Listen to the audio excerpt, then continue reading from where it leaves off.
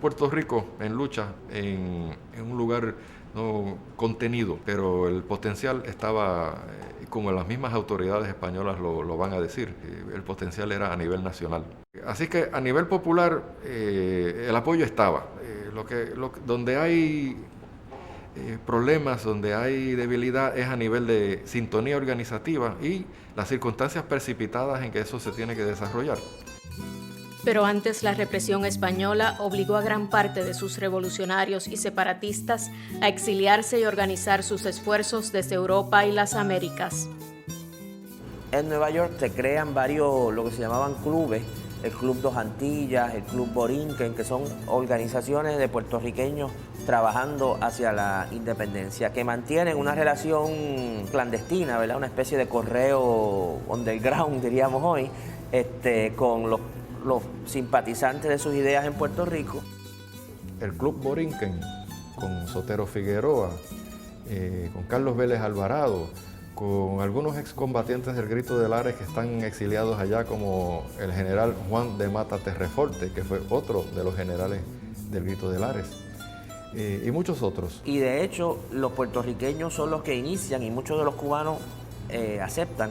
la idea de la Confederación Antillana, es decir, la idea de que la separación de España y la independencia de Cuba y Puerto Rico sería el preámbulo para la constitución posterior de una confederación de las Antillas, ¿verdad? Esa idea la formula Hostos, la formula Betance, la asume también Martí y otros líderes cubanos. Cuando se crea el Partido Revolucionario Cubano, que es el partido que funda José Martí, con muchos otros revolucionarios cubanos, se crea dentro del Partido Revolucionario Cubano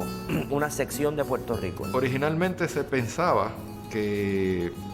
Betances debería de presidir el partido, y a esos efectos incluso ENA se comunicó con él. Pero Betances respondió que él ya a esas alturas era, para el siglo XIX, pasar de los 70 años, era ya anciano, y que esto era tarea de joven, pero que Betances haría todo lo que estuviese a su alcance, como lo hizo, por promover la solidaridad por la lucha de libertad de Cuba y de Puerto Rico desde Europa, y con sede en París, donde se había exiliado él en definitiva también. Así que nombran a ENA director y presidente de la sección Puerto Rico. Históricamente, en el movimiento de separación con respecto a España, incluso entre los cubanos, había una tendencia anexionista hacia los Estados Unidos. Van a haber dos corrientes que coexisten, a veces con un poco de tensión y a veces con menos tensión, pero coexisten, que son el separatismo independentista, vamos a decir, el separatismo confederacionista y el separatismo anexionista, más orientado a los Estados Unidos. Resulta ser una idea sumamente poderosa para ciertos sectores políticos puertorriqueños, de que al integrarse a Estados Unidos se podían cumplir dos cosas a la vez. Uno, una anexión a una nación poderosa que está en ascenso, que presenta en contraste con España los ideales de la democracia, la posibilidad de unas libertades civiles que bajo España no se disfrutaban, junto con la idea de que el Estado soberano, que es una idea que todavía el movimiento anexionista en algunos sectores pretende circular en el país, de que el Estado soberano efectivamente es una especie de república y Estados Unidos es efectivamente una federación de ese tipo de república. Betances, que está en París haciendo trabajo a favor de esta lucha, Hostos, que está en Chile y en otros lugares también haciendo trabajo a favor de esta lucha, son representantes muy claros del primer sector, del sector independentista confederacionista. El sector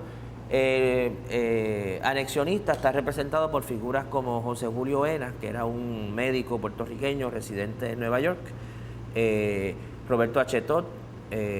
y otras figuras del separatismo puertorriqueño que están en Nueva York y que son favorables en ese momento a la anexión de Puerto Rico a Estados Unidos. Entre 1896 y 97 se reactivan también movimientos clandestinos, sociedades secretas en Puerto Rico, de lo cual no se conoce mucho, pero en el 1897, ya con la lucha bastante desarrollada en Cuba, se planean expediciones a Puerto Rico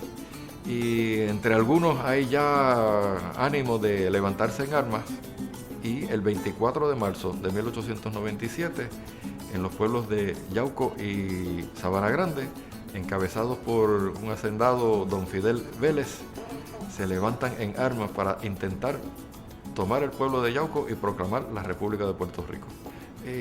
También la sección Puerto Rico ha enviado delegados a la isla a hacer contactos, incluso con los autonomistas y sus líderes, con Barbosa, con Muñoz Rivera.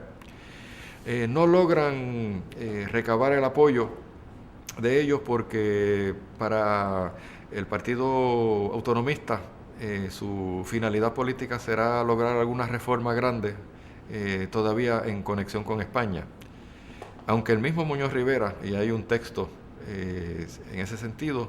les dice que si fracasa el plan de autonomía con España, él regresará por Nueva York, incorporándose a las filas de los revolucionarios.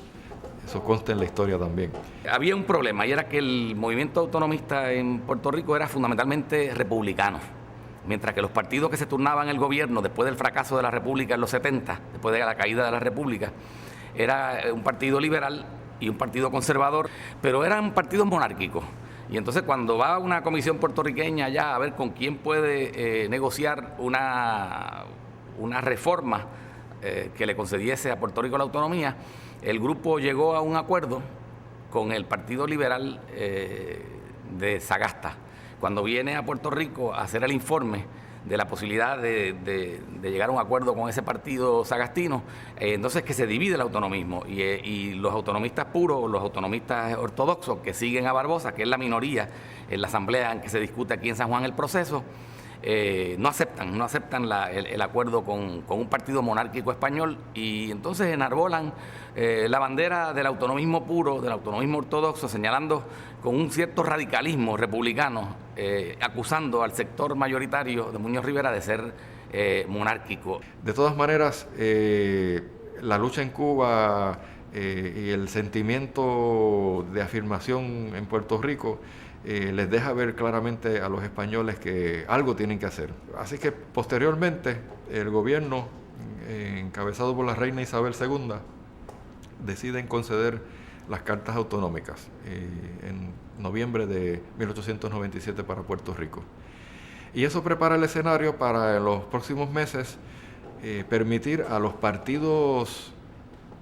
oficiales, que repetimos son reformistas, autonomistas o conservadores, no independentistas, que sigue siendo prohibido hasta el final de la dominación colonial española, organizar unas elecciones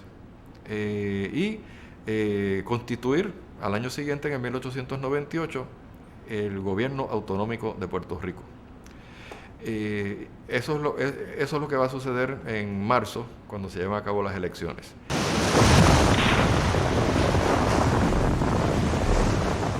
Se desata la guerra hispanoamericana en el 98, se da la invasión de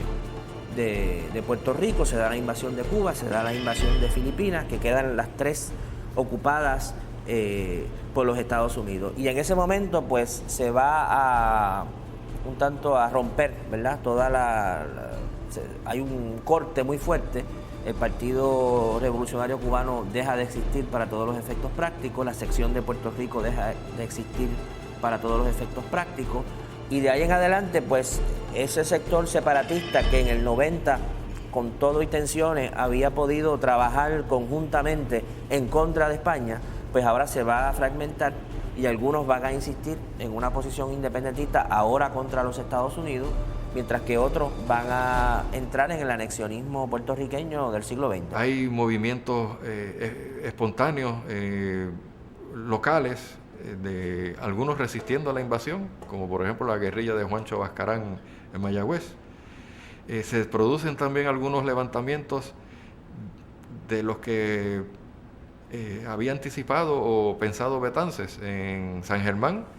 y en Ciales. Pocos saben que el 13 de agosto de 1898 se produjo un levantamiento de 300 o 400 paisanos, encabezado por Ventura Casellas en Ciales, donde se proclamó la República de Puerto Rico. 1900, el Congreso aprueba la Ley Foraker. Con ella se establece la estructura de gobierno de Puerto Rico. Los gobernadores de la isla serán impuestos por el presidente de los Estados Unidos.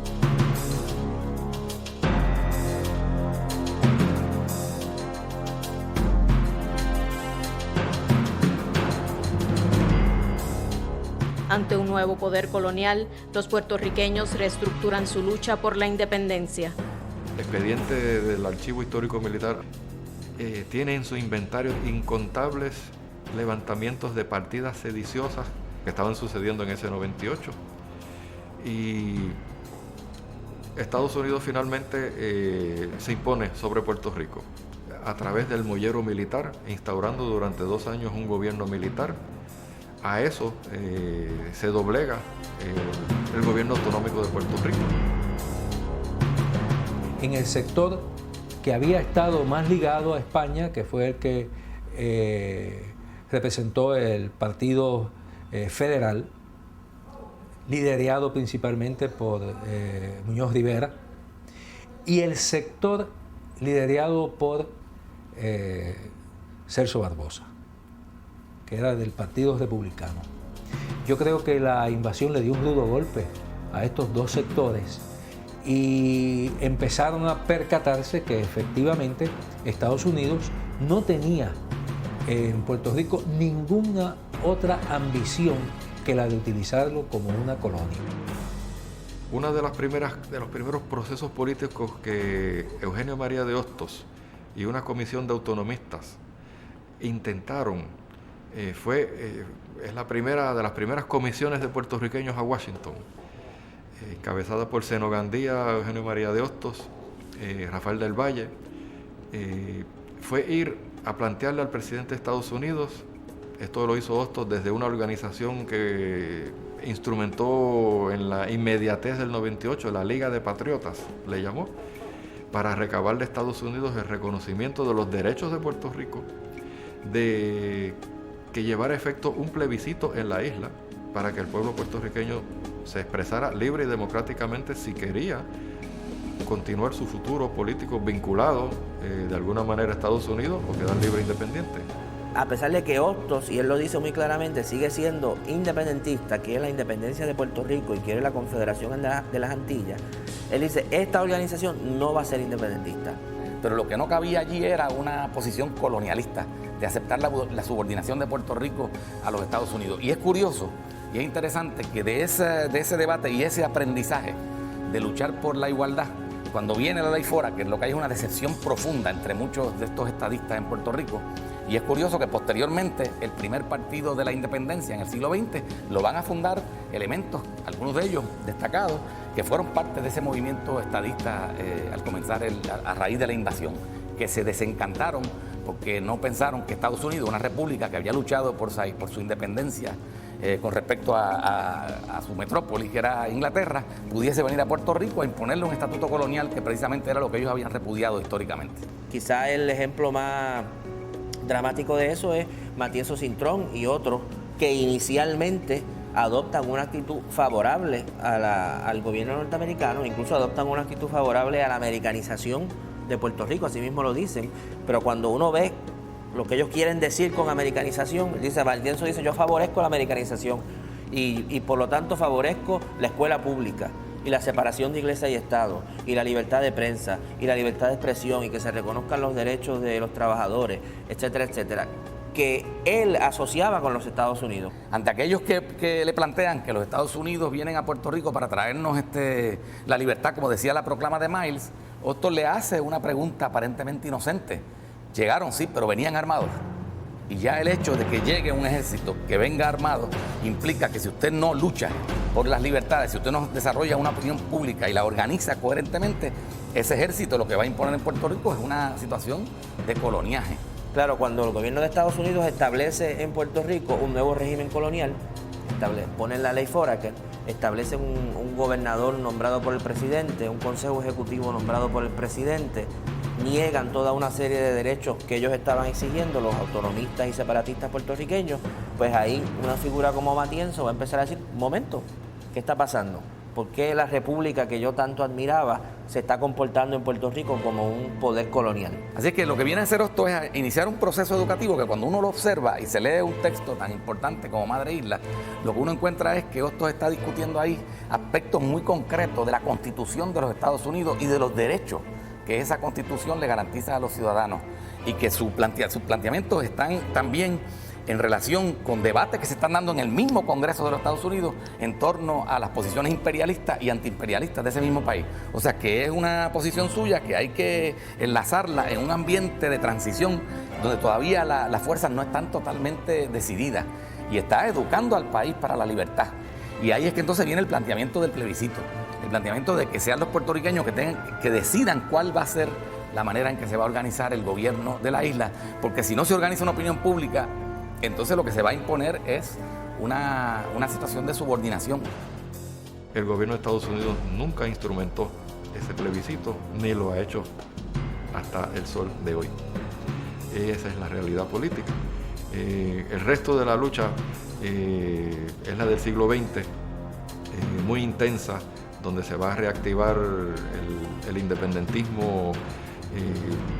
pues que no tiene una expresión muy militante o muy organizado en estado de guerra en Puerto Rico en el 98, pero resucitará, resurgirá, y muy desde comienzos del siglo XX.